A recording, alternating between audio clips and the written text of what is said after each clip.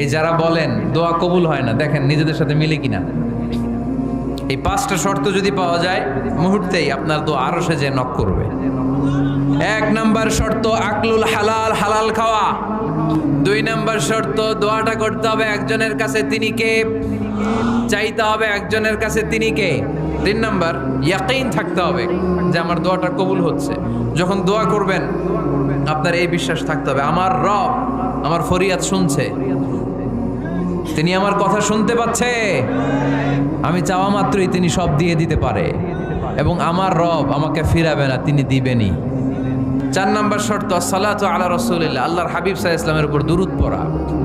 কুল্লু দুআ মাহজুব মাওকুফুন বাইনাস সামাই ওয়াল আরদ, আমরা যা দোয়া করি সব আকাশ জমিনের মাঝখানে পেন্ডিং হয়ে থাকে।